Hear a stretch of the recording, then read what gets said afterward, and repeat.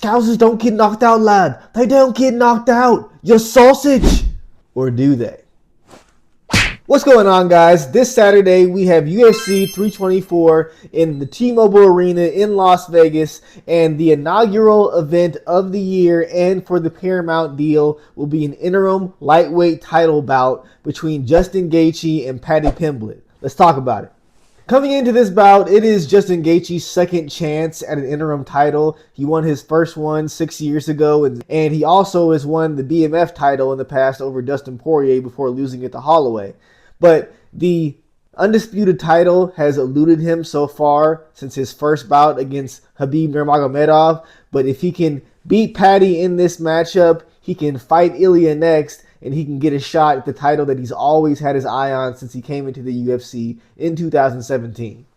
As for Paddy Pimblett, this will be his first shot at gold in the UFC. He's coming off of a 7-fight win streak in the promotion, 9-fight win streak overall. And if he can beat Justin Gaethje, he can fight Ilya Topuria, who is actually his arch nemesis since they bumped into each other some years ago. And there was the whole incident where he threw some hand sanitizer at Ilya Topuria's head and started calling him Sanitizer Boy. As for the stylistic matchup, Justin Gaethje is a very brutal, dangerous striker. He is very athletic and he has fight-ending power in everything that he throws. He has also become increasingly technical over the years. He is very good with his boxing, especially in the pocket, very good at counter-striking. He also has brutal leg kicks that he can land in the pocket as well because his hips are so flexible.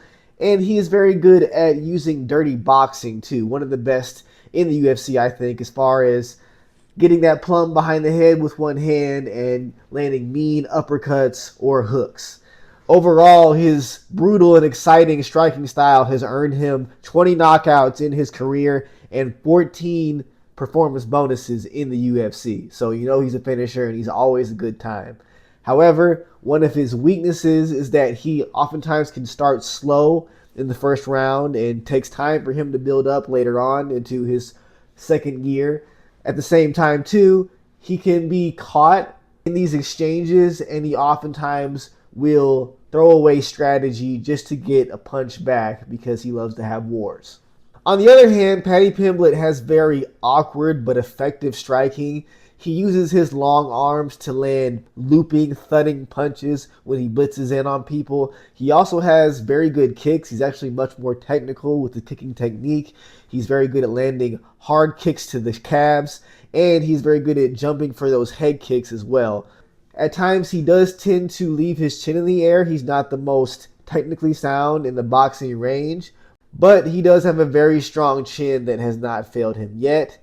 Paddy's biggest strength is his grappling. He is a second-degree black belt. He is very dangerous on the ground. He has 10 submissions to show for it, and he's one of the few guys that is so dangerous off of his back that you're more in danger being in his guard than he is being on the bottom. Also, another huge factor for Paddy Pimblett is his size. He is the tallest, longest, and thickest guy at 55, in my opinion. And he uses that physicality to his advantage. That length makes it so he's dangerous from good distances, and his size on top of it makes it so it's hard to engage him and get in the first place. Keys to victory in this fight: Justin Gaethje really needs to do what he said he was going to do in the presser, take the center of the cage, kick his way in with those brutal leg kicks, and stay in Paddy's chest, utilize his boxing and length advantage since he has the shorter arms, and work his way to a knockout or to a brutal decision. Keys to victory for Paddy Pimblett: he needs to make this fight chaotic. He needs to immediately come out, land those big kicks to the legs so he can find his distance, but also disrupt Gaethje's movement. Blitz in with those big punches, try to get a knockdown, and once he gets it to the mat, it is all his realm. He can find a slick submission from anywhere. But I think the longer that this fight goes, Paddy Pimblett risks Justin Gaethje finding his rhythm and keeping it on the feet and keeping it punishing. As for my prediction in this fight, it is very hard to say. Both of these men have several ways to win. I think that Paddy has a lot of power. He can knock Gaethje down or even out possibly. But I do think Gaethje has the superior technique on the feet, and I think he can avoid getting knocked out altogether by Paddy. At the same time, if it does go to the ground, then Justin Gaethje is in Paddy's world, like I said, and I think he will get submitted.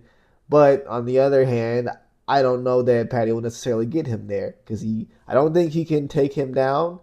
I do think he can knock him down, but like I said, he has to be in his face immediately in order to do so. Otherwise, Gaethje will get into a rhythm where he starts to be more technical than a brawler. Thanks for watching, guys. Give me a like and a follow if you appreciate the content. Leave your thoughts in my comment section, and feel free to DM me if you have any questions about fighting, strength and conditioning, or even nutrition.